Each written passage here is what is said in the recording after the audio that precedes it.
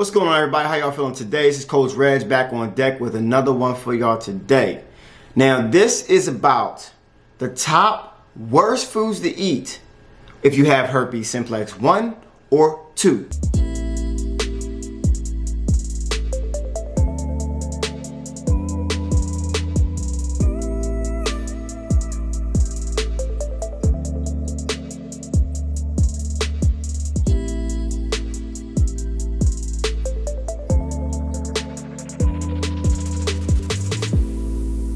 Now, a long time ago, I made a video about oregano helping out to get rid of HSV 1 or 2, but I didn't really get fully into the concoction because it was just a video about, what I knew at the time. But now what I know now is how to actually get rid of it. I started to sell the program and everything, but people just don't want to be on it long enough, realizing that you really got to remove things from your life, and it really is like pissed me off, and I was like, forget it. I'm not doing it no more.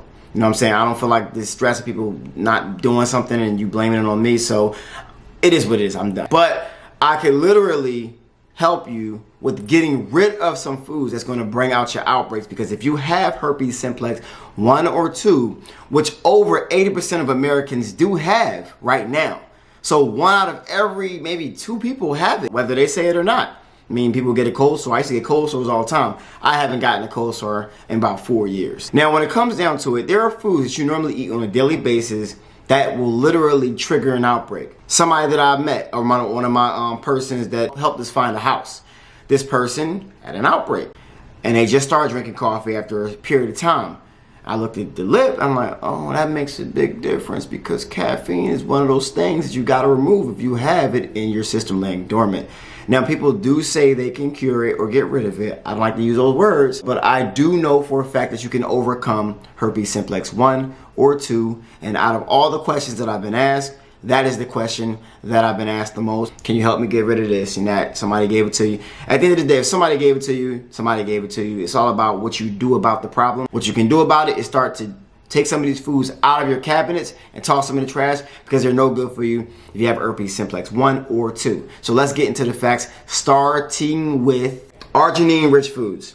Arginine-high foods encourage the growth of the herpes virus, as it's a source of food for the disease. It promotes the formation of the blisters and sore associated with the virus.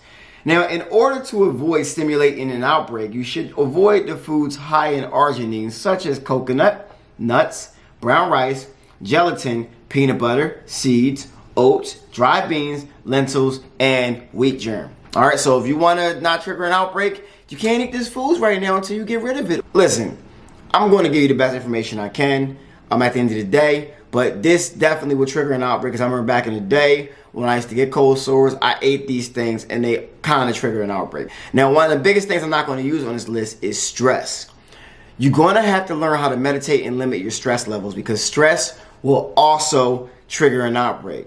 All right, so if you're all stressed out and everything, you better do something to alleviate that stress. Get some crystals, get your chakras in line, meditate, go ground yourself, eat some good food, take some haritaki, do what you got to do at the end of the day. But stress is one of the biggest triggers of a herpes simplex 1 or 2 outbreak. All right, the next one we have is caffeine beverages and foods.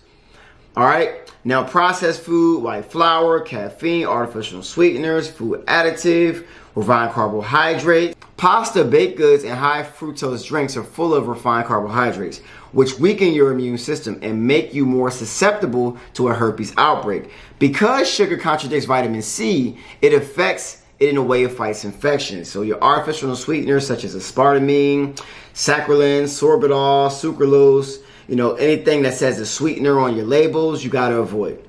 Now, research has uncovered the evidence that artificial sweeteners may induce a herpes outbreak in some individuals. Because of this, if you are affected with the virus, you should avoid sugar-free or diet foods and beverages such as sodas, sugar substitutes, and some toothpaste. They usually contain artificial sweeteners. If you don't read labels, then you already beyond the game. You got to get ahead of the game. They put things in these labels that you can't describe, you can't understand. It's about time you start looking some of this stuff up. And if you don't research, well, then it's all your fault at the end of the day, because you got it, but you can limit how it happens or how you take care of it when you get it without using other outside sources to Band-aid problem, okay? So you gotta get healthy first things first, but you gotta remove these things, second thing, and read your damn labels, third thing. Stop stress, fourth thing, all right? Next one. Foods to avoid with a herpes outbreak, those containing caffeine. Caffeine is a natural stimulant that causes your body's systems to work harder. When it runs its course, you are tired and a weakened state. This makes you more vulnerable to viruses and allows a herpes outbreak. Caffeine-rich foods such as coffee, some teas, sodas, cappuccino, ice cream, frozen yogurt, cake, cookies. Listen.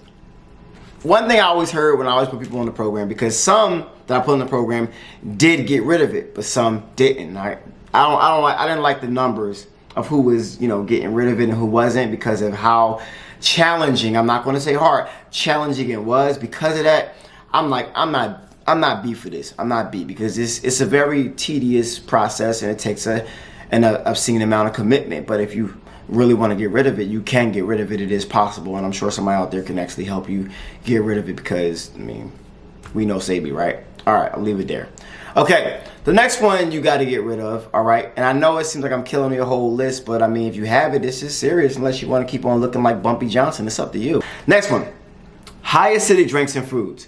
Foods rich in acidity can make you more susceptible to illness, as we already know anyway, including viruses, because they affect your immune system. They also support arginine, which can lead to herpes outbreaks. Acidic foods that you should avoid are red meat, alcohol, junk food, processed junk food, okay? Now, one thing about processed junk food, y'all, you shouldn't be taking this stuff on a regular basis anyway. Now, yes, sometimes moderation is a good thing, but I'm going to keep it real with you. It's not for you. And your body can deal with it, can break it down and everything. But when you're eating it every day, your body is regenerating off the cells you're giving it. And if you're giving it processed junk food, well, you're telling your body to regenerate off of a donut. And that's why a lot of y'all look like a donut. Sometimes you got to give it how you need it and not sugarcoat shit. And if you look in a society like this, somebody like me is going to make you feel some type of way. Okay? Next one. Now, one thing about processed junk food. Occasionally when eating processed or junk food, it should not hurt you in the long run if you eat it every once in a while. But it is one of the foods to avoid with herpes especially.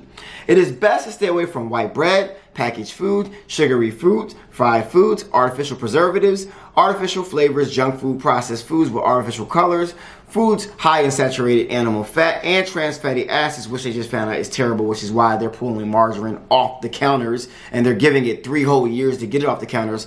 So you're saying it's bad for us, but you're giving it 3 years so you can guys still make money at the end of the day, because those who aren't informed are still going to buy I can't believe it's not butter. But that's up to you. I can't believe it's not butter.